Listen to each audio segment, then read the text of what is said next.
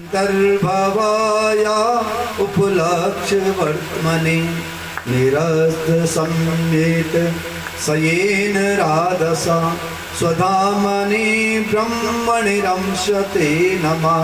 श्री कृष्ण गोविंद हरे मुरारी हे नाथ नारायण वासुदेवा करारे विंदेना पदारे विंदम मुखारे विंदे विनिवेशयन्तम् वटस्य पत्रस्य कुटेशयानं बालं मुकुन्दं मनसा स्मरामि।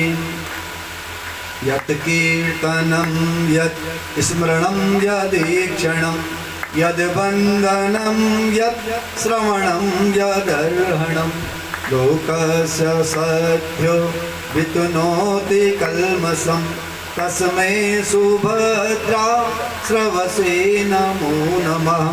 तपस्विनो दान परायशस्विनो मनस्विनो मंत्र विदासु मंगलम् क्षेमं न विन्दन्ति विनायदर्हणं तस्मै सुभद्रा श्रवसे नमो नमः। श्री कृष्ण गोविंद हरे मुरारी हे नाथ नारायण वासुदेवा करारे विंदेना पदारे विंदम मुखारे विंदे विनिवेशयन्तम् वटस्य पत्रस्य कुटेशयानं बालं मुकुन्दं मनसा स्मरामि। श्रियापति यज्ञपति प्रजापति दियापतिर्लोकपतिर्धरापति पतिर्गतिश्चान्धक विष्णु सात्वतां प्रसीदतां मे भगवान् सतां पति। श्री कृष्ण गोविंद हरे मुरारी हे नाथ नारायण वासुदेवा। श्री कृष्ण गोविंद हरे मुरारी हे नाथ नारायण वासुदेवा। यदन्द्रिभिर्ध्यान समाधिधोतया धियानुपश्यन्ति हि तत्त्वमात्मनः वदन्ति चेतत् कवयो यथा रुचिं समे मुकुन्द भगवान् प्रसीदतां। श्री कृष्ण गोविंद हरे मुरारी हे नाथ नारायण वासुदेवा। श्री कृष्ण गोविंद हरे मुरारी हे नाथ नारायण वासुदेवा। श्री कृष्ण गोविंद हरे मुरारी हे नाथ नारायण वासुदेवा करार विंदेना पदार विंदम मुखार विंदे विनिवेशयन्तम्। श्री कृष्ण गोविंद हरे मुरारी हे नाथ नारायण वासुदेवा। बोल श्रीमद्भागवत महापुराण की जय। वृंदावन बिहारी लाल की जय। श्यावर रामचंद्र भगवान की जय। आवाहित देवी देवताओं की जय। सभी पितृदेव महाराज की जय। जय जय श्री राधे श्याम जय जय श्री राधे श्याम जय जय श्री राधे श्याम। जन्मांतरे भवेत् पुण्यं तदा भागवतं लभे। जन्मांतरे भवेत् पुण्यं तदा भागवतं लभे।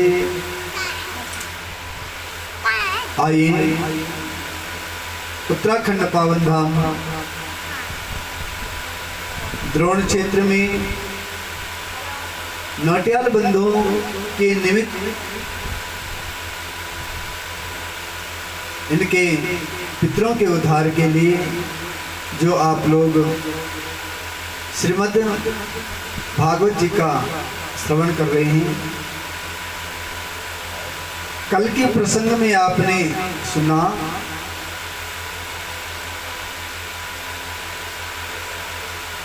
राजा परीक्षित को जब ये पता चला कि मेरी मृत्यु निश्चित है, 7 दिन में मेरी मृत्यु होनी है, तो अपना जीवन कैसे सुधारे। मेरी माताओं, मेरी बहनों, हम सबकी मृत्यु 7 दिन में ही होनी है, 8 कोई दिन नहीं होनी। आप गिनो, इतवार से शनिवार तक, है ना। कोई इतवार को जाता है, कोई सोमवार को, कोई मंगलवार को, कोई बुधवार को, कोई वीरवार को, कोई शुक्र को, कोई शनि को। इससे अलग कोई बार ही नहीं है। इन्हीं 7 वारों में हम आप सब की हमने एक दिन इस शरीर को छोड़ देना है ना। तो जब इस शरीर को छोड़ना है तो मनन करना चाहिए कि ये शरीर तो हमेशा रहेगा नहीं, तो आखिर ये शरीर मिला क्यों। हम अनेक एक घर में नहीं, इस मनुष्य घर में नहीं, 84 लाख घरों से भटक करके हम आए हैं, और तब जाकर के यह मनुष्य योनि मिली। सुखदेव जी ने हम आप सब पे बड़ी कृपा की कि राजा परीक्षित को माध्यम बनाते हुए हम सबको यह सोचने का अवसर प्राप्त करवाया। राजा प्रश्न करते हैं, प्रभु अता पृच्छामि संसिद्धिं योगिनां परमं गुरुं पुरुषस्यैव यत् कार्यं म्रियमाणस्य सर्वदा। हे गुरुदेव, हे सदगुरुदेव भगवान, जब सदगुरु के दर्शन होते हैं, जब संत के दर्शन होते हैं, तो समझ लो इस जीवन का कल्याण होना ही होना है, निश्चित है। पहले तो सदगुरुओं के दर्शन होते नहीं हैं, और अगर जीवन में सदगुरु मिल जाए तो फिर यहाँ जीवन का उद्धार होना निश्चित हो जाता है। कहा कि अथा पृच्छामि संसिद्धि योगिनां परमं गुरु। वह ऐसे गुरु नहीं है, योगियों की भी गुरु हैं। अवधूत वेश सुखदेव जी का 16 साल की अवस्था।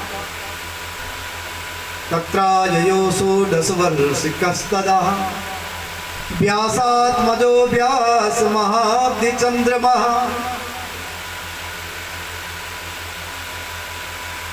सुंदर वेश सुखदेव जी का, बड़ी बड़ी जटाएं, लंबी बाहें, संग की तरह कंठ, बड़ी बड़ी नेत्र और सांवले वर्ण के हैं। जब निकले एक बार सुखदेव जी वैसे इस धरातल पर घूमते नहीं हैं, क्योंकि जो जन्म लेते ही वन को चले गए, वो इस धरातल पर करेंगे क्या। और साधुओं का लक्षण भी होता है, तित्युक्षिवा कारुणिकः सर्वदा सर्वजीवना अजात शत्रुवो शांता साधवो साधुभूषण। उनको इस संसार से कोई मतलब नहीं है, सुख दुख उनके जीवन में आता ही नहीं है। मान अपमान उनका पी रखा है, कोई उनका मान करे तो उसको भी उतना ही सत्कार देते हैं, और कोई उनको अपमान भी करे तो उसको भी उतना ही सत्कार करते, उतना ही प्रेम करते हैं। जिनके जीवन में मान अपमान बिल्कुल ना हो, एक बार गोलोक धाम में गए, भगवान कृष्ण से मिले। भगवान कृष्ण ने सुखदेव जी से कहा, सुखदेव जी मेरे मित्र अर्जुन का पोता राजा परीक्षित, उसको ब्राह्मणों ने शाप दे दिया है, सांप से मरने का। और सांप जिसको काट दे, सांप के काटने से जो मर जाए उसकी अधोगति होती है। और क्या मैंने गीता में कहा है कि मेरा जो भक्त है उसके वंश का कभी भी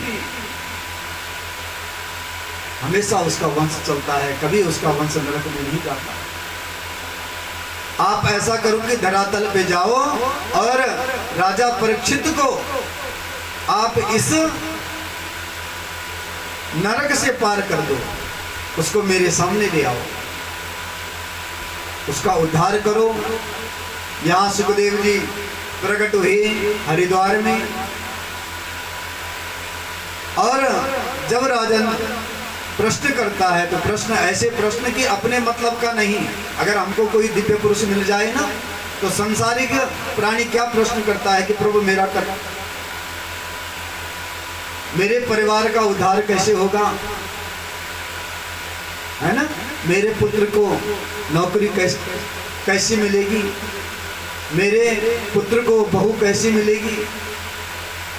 ये सारी संसारिक जो रहने वाली चीज ही नहीं है।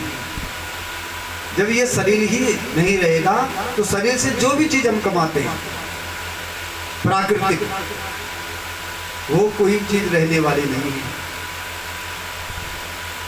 बड़ा सुंदर प्रश्न सुखदेव जी ने किया। तो राजा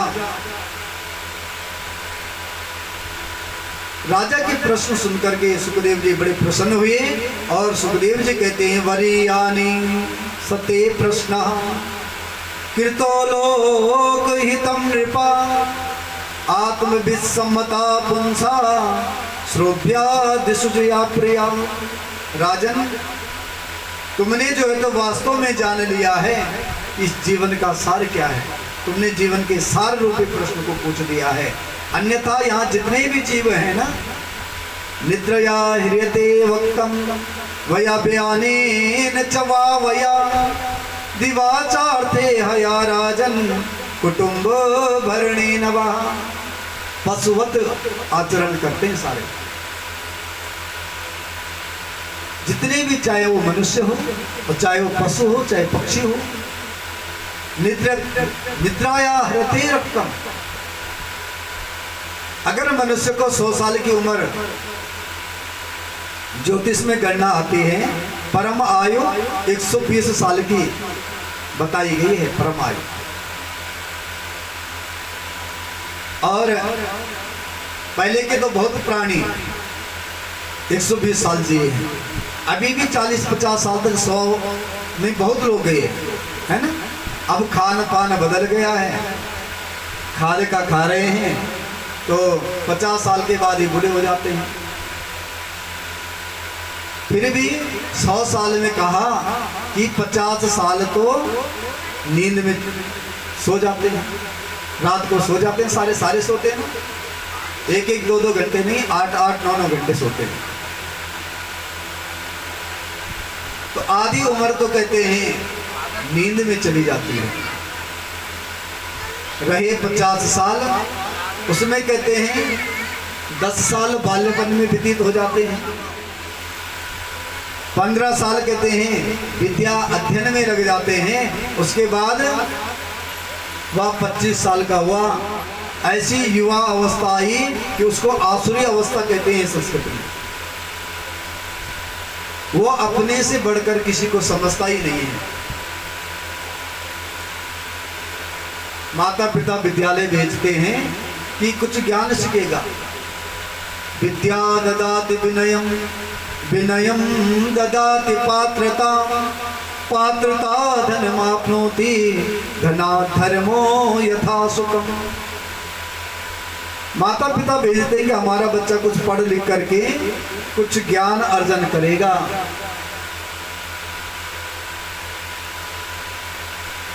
परंतु मेरी माताओं, मेरी बहनों, विद्या में और ज्ञान में अंतर होता है ना। नहीं तो कहावत है ना कि वो बहुत बड़ा पढ़ा लिखा, उसको इतना भी ज्ञान नहीं है। ज्ञान में और विद्या में बहुत बहुत अंतर है। विद्या हर कोई पढ़ लेता है, परंतु उस विद्या को पढ़ करके, उसको मनन करके जो ज्ञान उत्पन्न होता है ना, वो सत्संग में जाकर के होता है। बिनु सत्संग विवेक न होई, राम कृपा बिनु सुलभ न सोई। जब तक कितना भी पढ़ लिख जाए प्राणी, कितने भी विद्या अर्जन कर जाए, उस विद्या से वो सांसारिक धन अवश्य कमा लेगा, परंतु अपने जीवन का उद्धार नहीं कर सकता है। अपने जीवन के उद्धार के लिए सत्संग में जाना पड़ता है। और सत्संग तब अच्छा लगता है जब कभी उस पे भगवान की कृपा हो जाए। आज राजा परीक्षित जब सत्संग, सतगुरु का सत्संग जब प्राप्त हुआ तो जीवन का उद्धार हो गया। राजन, तुम्हारे पास 7 दिन हैं। एक खटवांगु राजा हुए, उन्होंने कहते 2 घड़ी में जो है तो अपना उद्धार कर दिया। खटवांगु राजा का दृष्टांत देते हैं राजन। अंत समय में प्राणी अपनी इंद्रियों को अपने बस में रखें, संयम में रखें और भगवान का ध्यान करें। बिना भगवान का ध्यान, योगाभ्यास के बिना भगवान का ध्यान नहीं होता है।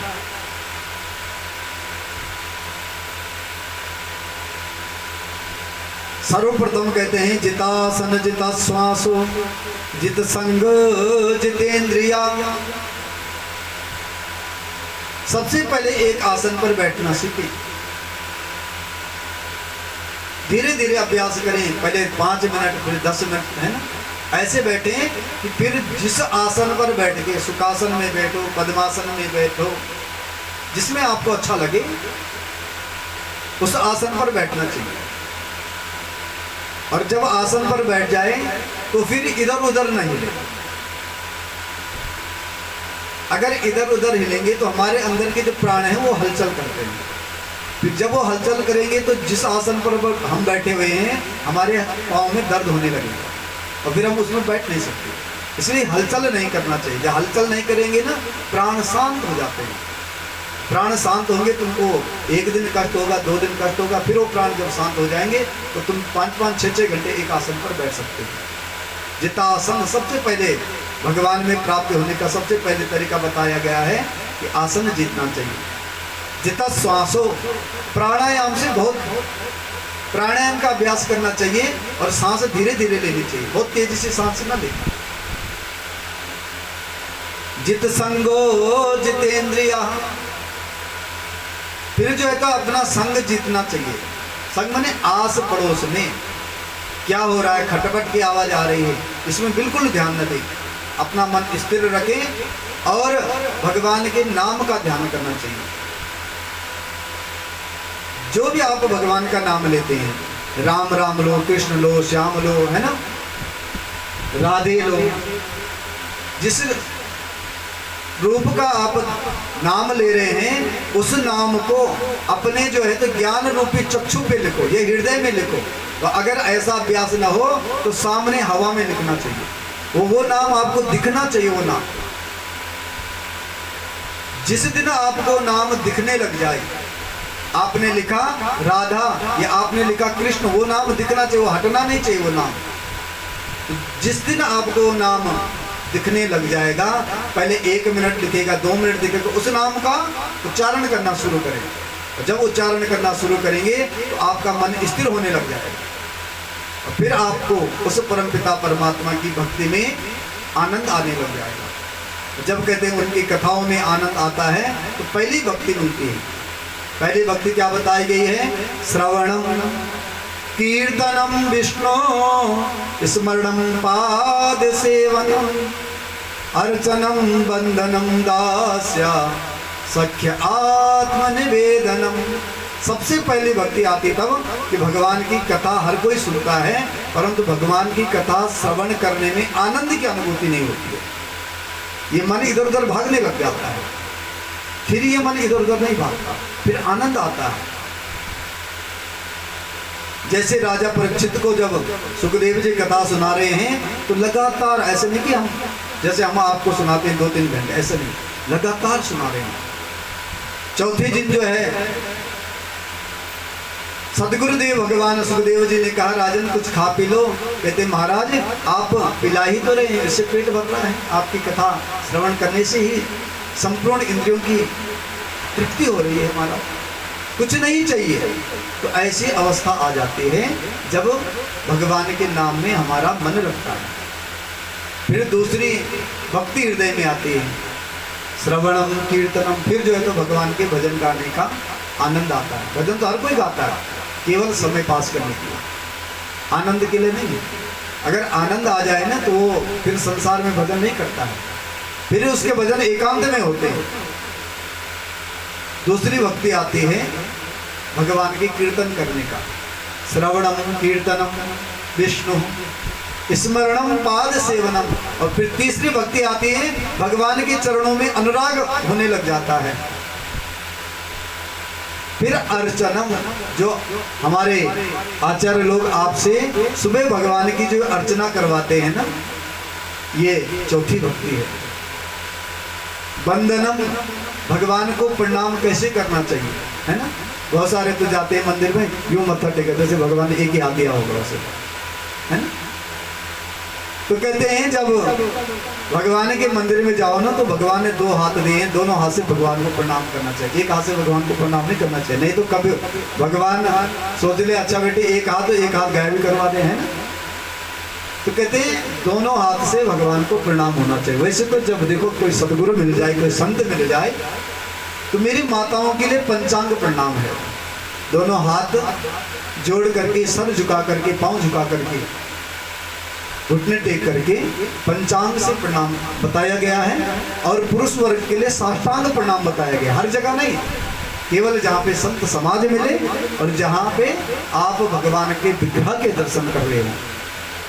सबसे पहले भगवान के चरणों का ध्यान करना चाहिए। उसके बाद कहते भगवान के चरणों से ऊपर ले जा करके भगवान के जांघ का, कमर का, स्तनों का, और फिर भगवान के मुखमंडल का ध्यान करना चाहिए। और जब उस मुखमंडल का ध्यान करें तो बहुत सारे फिर आंख बंद कर देते थे। आंख बंद करोगे तो मुख का ध्यान कैसे करोगे? उस छवि को, अगर आप उस छवि को अपने अंदर बसा सकते हैं तब तो आंख बंद करनी श्रेय है। अगर आप में अभी इतना अभ्यास नहीं है तो भगवान की थोड़ी देर मुखमंडल का दर्शन करना चाहिए। उससे जो है भगवान का मुखमंडल का दर्शन करना चाहिए। उससे भगवान आपके ऊपर आशीर्वाद देते हैं।